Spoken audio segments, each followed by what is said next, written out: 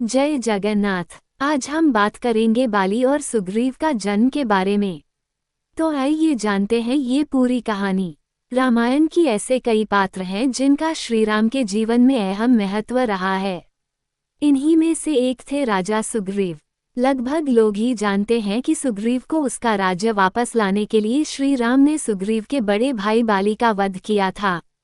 पर क्या किसी को ये पता है कि सुग्रीव और बाली का जन्म मां के गर्भ से नहीं हुआ था?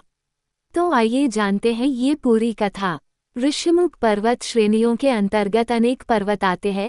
इनमें से एक पर्वत पर एक विशालकाय वानर निवास करता था। इस वानर का नाम ऋक्षराज था। ये वानर बहुत ही शक्तिशाली और बलवान था।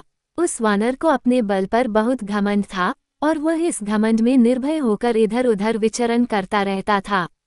ऋषिमुख पर्वत के नजदीक ही एक बड़ा ही सुंदर तालाब था और उस तालाब की एक विशेषता थी। जो भी उस तालाब में स्नान करेगा, बाहर निकलने पर वह एक अत्यंत सुंदर स्त्री बन जाएगा। पर इस बात की जानकारी ऋक्षराज को नहीं थी।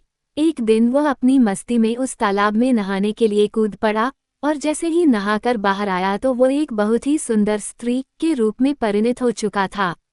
ऋक्षराज हैरान और परेशान होकर पर्वत पर बैठा हुआ था। उस समय देवराज इंद्र आकाश मार्ग से गुजर रहे थे। उनकी नज़र जब सुंदर अप्सरा में बदल चुके ऋक्षराज पर पड़ी तो उनका तेज उस ऋक्षराज के बालों पर गिरा और उस तेज की दिव्यता के कारण एक बालक का जन्म हुआ।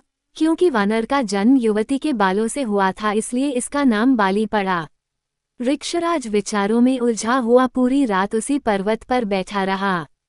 सूर्योदय के समय जब सूर्यदेव आकाश मंडल में उदित हुए तो उनकी दृष्टि अप्सरा के समान सुंदरी ऋक्षराज पर गई।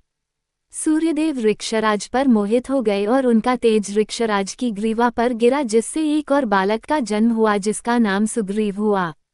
कथाओं के अनुसार इंद्र ने बाली को एक सोने का हार दिया, जबकि सूर्यदेव ने सुग्रीव को हनुमान जी के रूप में एक सच्चा मित्र और रक्षक भेंट किया। ऋक्षराज के पास अब कोई और चारा नहीं था कि वह अपने पुराने रूप में वापस आ सके।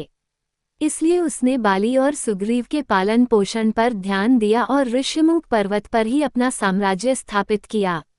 इस पौराणिक कथा के आधार पर ही कहा जाता है कि एक ही मां की संतान होने के बावजूद बाली और सुग्रीव का जन्म मां के गर्भ से नहीं हुआ था। ये वीडियो आपको कैसा लगा कमेंट करके जरूर बताएं। ऐसी ही वीडियो देखने के लिए चैनल को सब्सक्राइब करना ना भूलें।